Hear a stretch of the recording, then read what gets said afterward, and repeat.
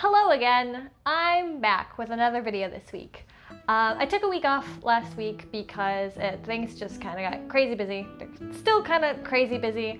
But I was like, I want to come back to it at some point, and I felt like last week I was just kind of like, it was either I would push out a video that week and it was just going to be like halfway done, or I could wait another week and put something with a little bit more effort into it. So I figured I'd at least quality over quantity, you know? So I decided to take last week off, and I'm back again this week with another video. So between the time of the last video I made and the making of this one, I have, in that period of time, managed to acquire a little hymnal that was gifted to me by some like family, friends, people who found it in an antique shop and were like, oh, this is a little German book.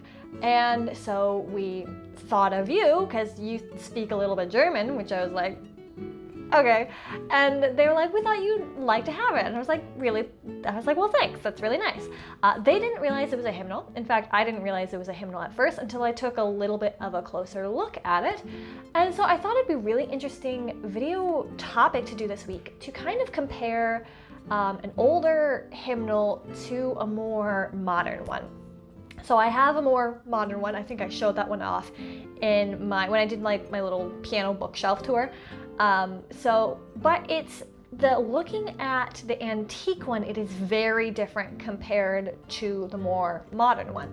So I kind of wanted to talk about the differences I noticed, kind of talk about maybe why some of those differences might be there, and just kind of show that progression as to how the function of a hymnal might change from, it's about 100 years ago to, it's a little over 100 years ago, but about 100 years ago to today, and just kind of comparing and contrasting basically vintage versus modern.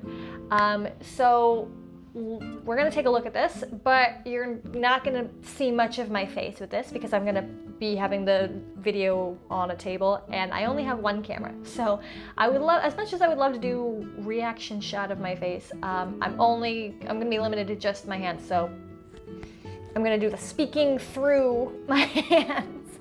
So we'll see how that goes. But without further ado, let's go get started. Let's go get set up. I'm gonna go set up the whole setup, basically, and then also make sure my hands are all clean as I'm touching an antique piece, and make sure I'm not, the oils of my skin are not harming the antique book in any way. So let's go get started. Okay, so here I am. This is the setup here. And then, of course, this is the little hymnal thing in question. You can see it is in German, Ehrenzeigot.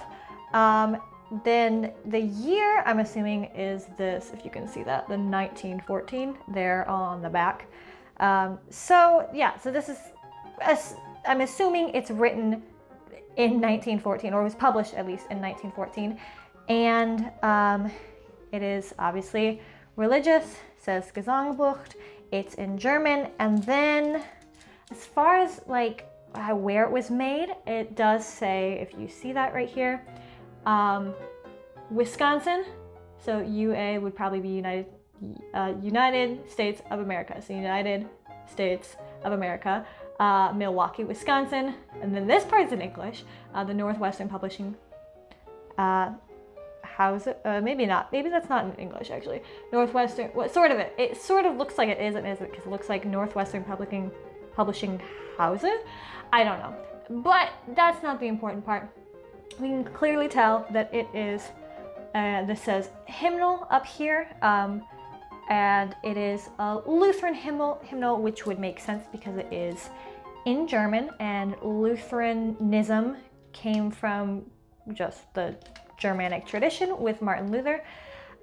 So interesting thing right off the bat about this book. So the reason why when I got this book that my family friends kind of thought it was, they thought it was a Bible initially, and you can see why. And thought so too, because I didn't pay attention to the Gesangbuch that was written there at the beginning.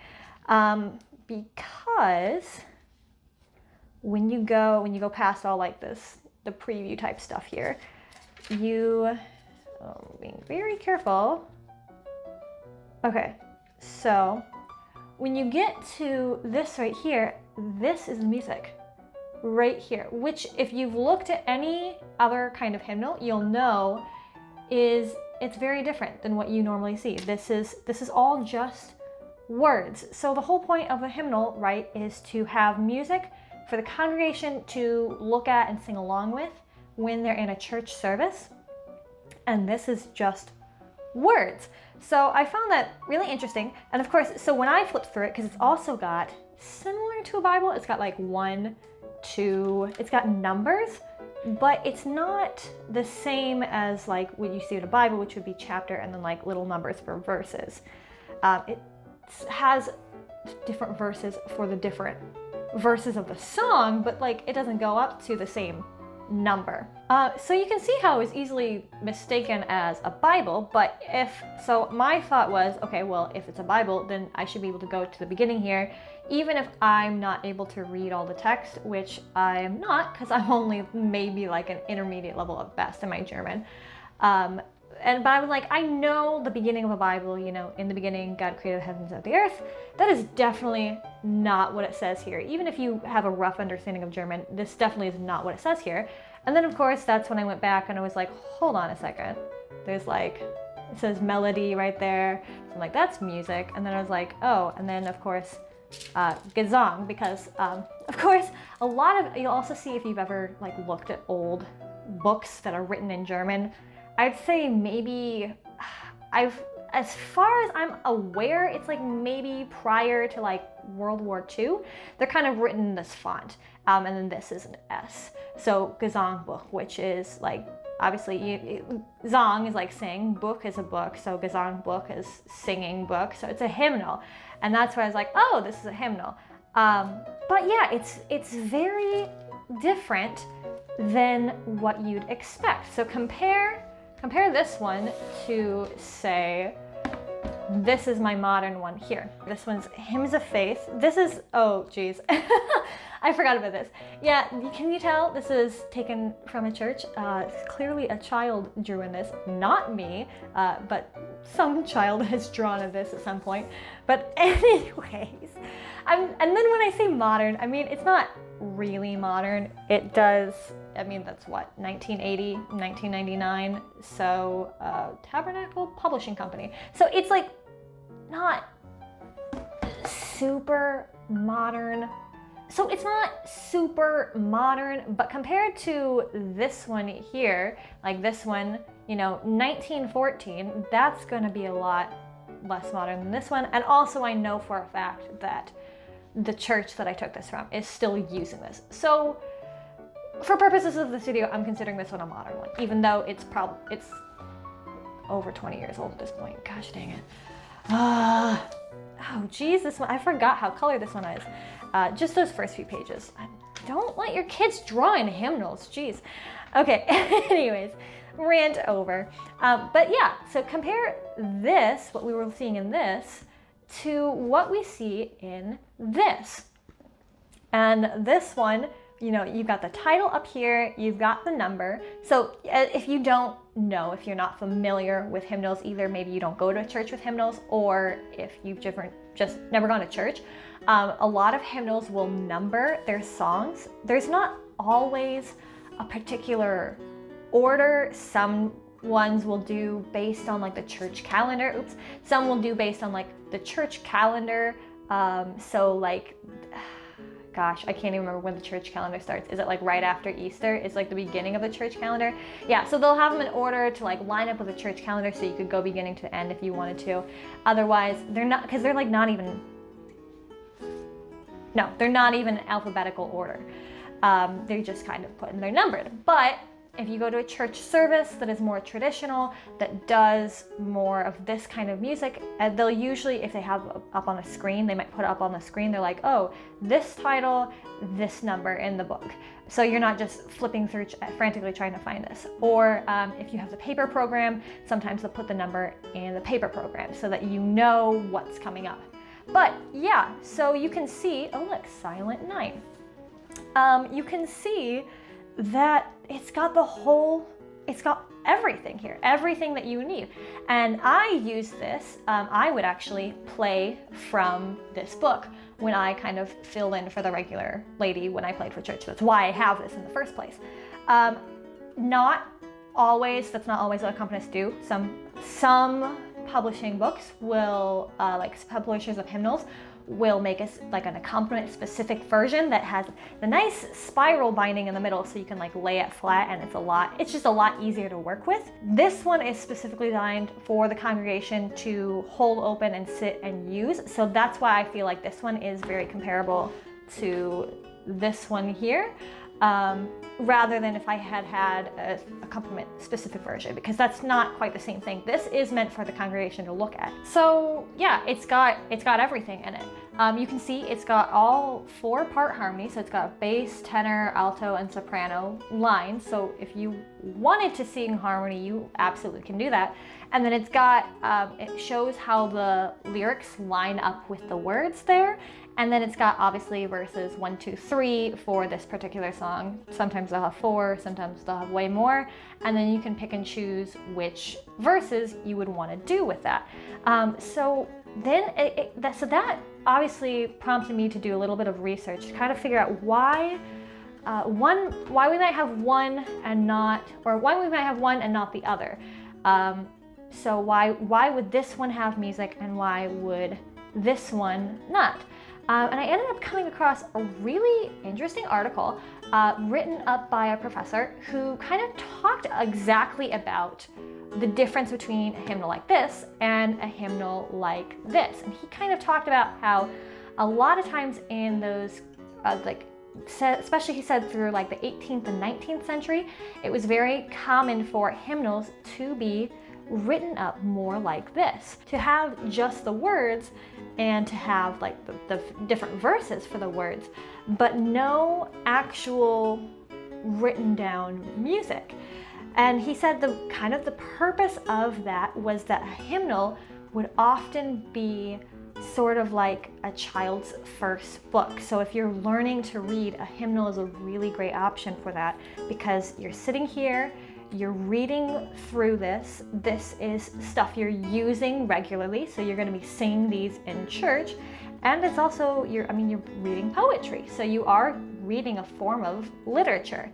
Because, that's really what song lyrics are, is their poetry. Song lyrics are often taken from poetry. So that was kind of the purpose of this. And you can really see that. Look how small, this is my hand, this is the book. So this is clearly a pocketbook. So this is, hymnals were made for public and private use. So this one would be a private version, whereas this is more of a public version because you're using this in the church. However, that kind of stopped, according to this guy's research. He said it kind of stopped around the end of the 19th century. Now obviously this one's 1914, so that means that for this specific book, this specific denomination of people, which is Evangelical Lutheran, or at the very least for this this group of churches, or this church, they continue to do things this way. I don't really have a really clear answer as to why maybe this church continued in that practice. The best I could do is speculation. Maybe they were preserving their traditions. I'm assuming because this is in America, but it's still in German. Probably written for like German immigrants. Probably exactly who it's for. So maybe they were trying to preserve more of the older traditions. Maybe they were trying to help become more literate. I don't really know. I don't have an actual real answer on stuff like that. But obviously the tradition didn't end in the 19th century if we can see one that was published in 1914 still being used for this explicit purpose. So why the difference, basically? Well, I would say Well, I know for a fact that if in terms of music education, this one is going to be the better book. And I know there were certain leaders, especially in church groups, who really wanted to teach congregations how to sing songs. So I know one big one that I came up a few times when I was in college was a man named Lowell Mason. He's a kind of considered to be a music educator in America. And he kind of had this really explicit goal of he wanted to teach his congregations how to sing. And so, you know, in the earlier days, especially because Protestantism, which both of these books are from, this one is more, does it label it specifically? It might not technically be linked to a denomination. I'm not seeing one. But I know this came from an evangelical church. This one's obviously evangelical Lutheran. So these are both Protestant. Protestantism has a big focus on having the congregation sing along. That came from the tradition of Martin Luther. So more Protestant denominations are going to want their congregations to be able to sing. And with Lowell Mason, like I mentioned, he really wanted people to learn how, he wanted to teach the music through the stuff that they were doing at church. So he did it through practical means for them, which would be these hymnals and stuff. But in the earlier days of teaching congregations to sing, it was just pretty monophonic. So that's when this kind of book would be pretty practical. You know, if you know the melody, you just need the words, and then you can just read the words off of it, and you can practice all these different hymns in here.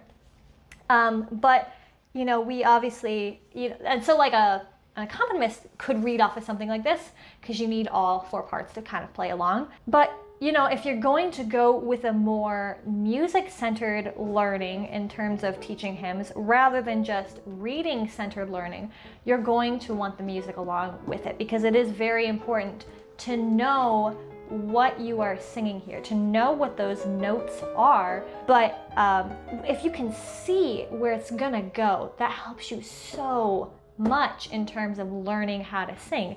And then of course, if you really wanted to, this gives you the harmony. So then you can work on harmonizing people. Not that many people in a church ever really do that, but at least you're giving them the music to look at and know what's going on. And if they really wanted to, if they want to do more advanced stuff, they can harmonize as well.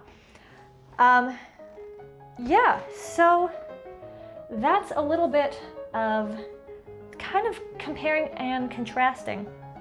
I don't think all hymnals were like this. This one is definitely for personal use, so you wouldn't need the music that's in this one.